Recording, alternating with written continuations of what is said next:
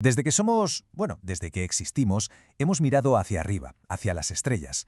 Hoy vamos a hacer un viaje por la larguísima y, de verdad, fascinante historia de la astrología.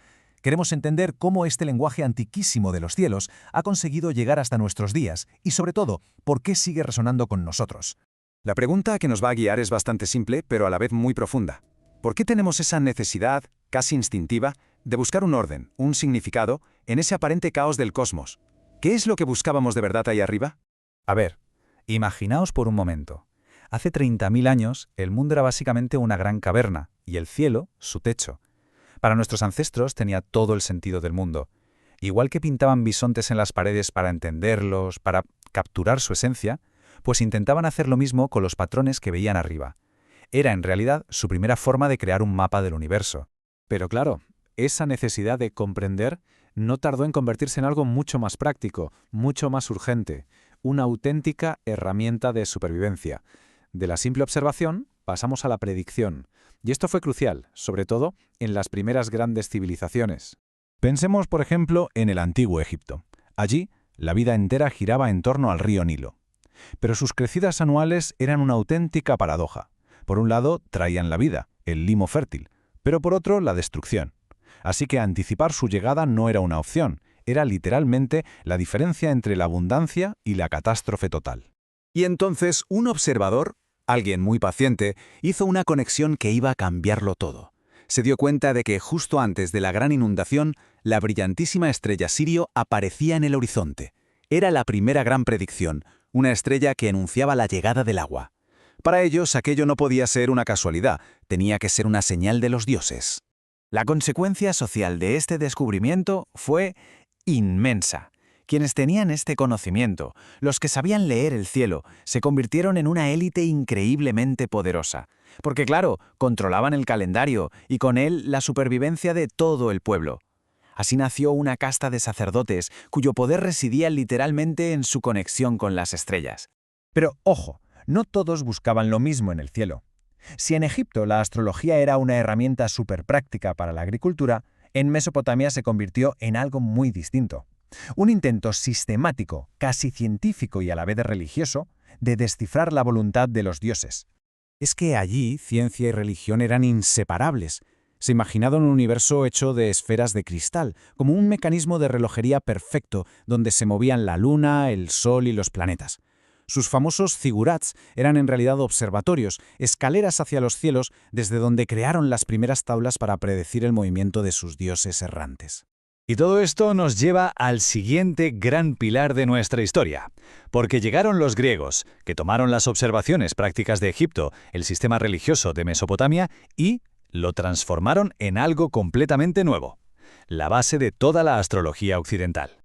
Fueron los grandes arquitectos del sistema. Lo que hicieron fue aplicar su genialidad para la lógica, la geometría y la filosofía para crear un cosmos que no solo se pudiera observar, sino que sobre todo se pudiera interpretar. Y esta es la imagen brillante de su cosmos, un universo geocéntrico, con la Tierra, inmóvil, en el centro, y a su alrededor una serie de esferas perfectamente ordenadas. Desde la Luna, la más cercana, hasta esa lejana esfera de las estrellas fijas, que era como el telón de fondo de todo el firmamento. Y aquí es donde reside su verdadera genialidad. Los griegos proyectaron la psicología de su panteón, de sus dioses, sobre los planetas. Marte, el dios de la guerra, se convirtió en el arquetipo de la acción, de la agresividad. Venus, la diosa del amor, en el de la armonía, la belleza. Acababan de crear el lenguaje simbólico que la astrología, en esencia, sigue utilizando hoy en día. Este sistema, tan elegante, tan bien construido, no se desvaneció. Todo lo contrario. Inició un larguísimo viaje a través del tiempo, siendo preservado, enriquecido y transformado por cada civilización que lo fue heredando. Podemos verlo como un hilo dorado de conocimiento. De Grecia pasó al Roma, donde se convirtió en un símbolo de estatus. Cuando Europa lo olvidó durante la Edad Media, fue el mundo árabe quien lo custodió y lo perfeccionó. Y finalmente, gracias a las traducciones hechas en lugares como la España medieval, resurgió con una fuerza arrolladora en el Renacimiento. En Roma, la astrología era un asunto de prestigio. No era algo para el pueblo, sino para la élite. El propio emperador Augusto estaba tan convencido de su destino astrológico que llegó a acuñar su signo, Capricornio, en las monedas del imperio. Era toda una declaración de poder. Y mientras Europa entraba en esa llamada Edad Media y olvidaba gran parte del saber clásico, en centros intelectuales como Persia o la Granada del siglo IX, los eruditos se convirtieron en los guardianes de todo este conocimiento. Y no solo tradujeron los textos griegos, sino que los mejoraron con nuevas matemáticas y observaciones. Su contribución fue, de verdad, inmensa. Crearon mapas estelares de una precisión asombrosa para la época, introdujeron conceptos nuevos. Pero quizás su papel más fundamental fue el de actuar como un puente de conocimiento, permitiendo que toda esta sabiduría regresara a Europa siglos después. Y cuando ese conocimiento regresó, fue como una bomba. Detonó una explosión cultural en el Renacimiento. Y en ningún lugar es más visible que en Venecia. Allí, en el mismísimo corazón del poder, en el Palacio Ducal, la astrología no era un secreto. Estaba tallada en piedra para que todo el mundo la viera.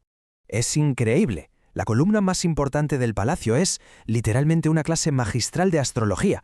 Cada planeta aparece tallado junto a los signos del zodiaco que gobierna. El Sol con el león, la Luna con el cangrejo. Es una declaración pública, una forma de decir que el orden del cosmos y el de la República de Venecia estaban íntimamente ligados.